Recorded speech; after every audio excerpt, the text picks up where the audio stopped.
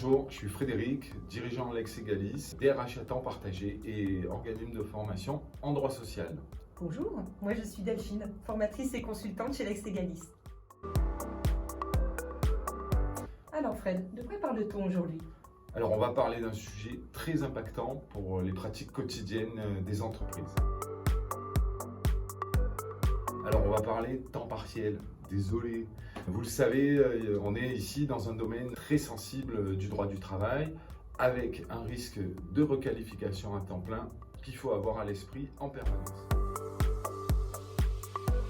C'est ce qui s'est produit dans un arrêt du 15 septembre 2021. La Cour va requalifier un contrat de travail à temps plein pour un salarié qui a fait des heures complémentaires sur une semaine et qui a travaillé 36h75. Ok Fred, mais concrètement, ça change quoi cette jurisprudence?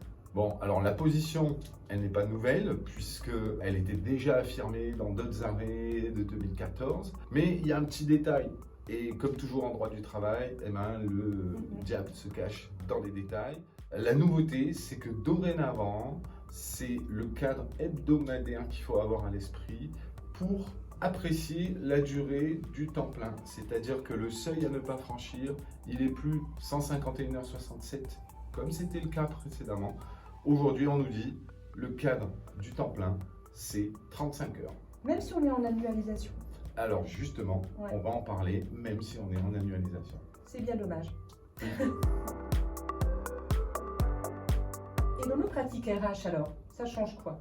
Tu le disais, ça va impacter notamment les secteurs qui sont en annualisation du temps de travail à temps partiel. Ça va aussi impacter les secteurs qui pratiquent le temps partiel. Donc essentiellement aide à domicile, service à la personne, nettoyage, propreté et autres. Et ça va obliger les DRH à vérifier et à mettre la pression sur les managers que les 35 heures sur une semaine ne sont jamais atteintes. Parce qu'autrement, il y a un risque énorme, c'est la requalification à temps plein avec un seul déplacement et à partir du jour où le salarié a atteint ses 35 heures. Donc en termes de risque financier, juridique, RH, c'est quand même très lourd. Donc ça va un peu rigidifier la pratique. Effectivement. Désolé Delph.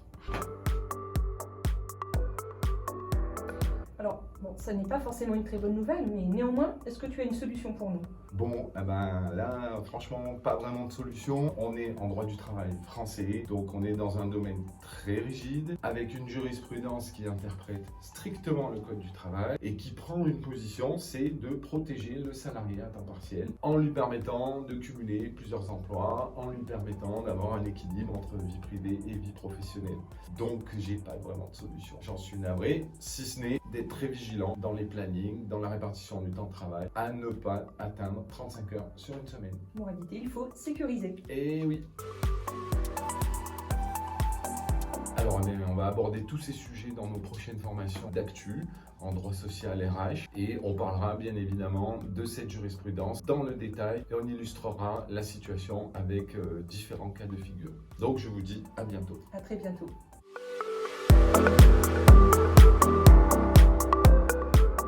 Finalement, Delph, je crois que j'ai une solution. Ah bon? Ouais. On va donner la parole à une experte. C'est notre invitée surprise. Meilleure que moi? Meilleure que nous tous. Et on va lui demander ce qu'elle en pense. Ok. Meilleure que moi? Meilleure que nous tous.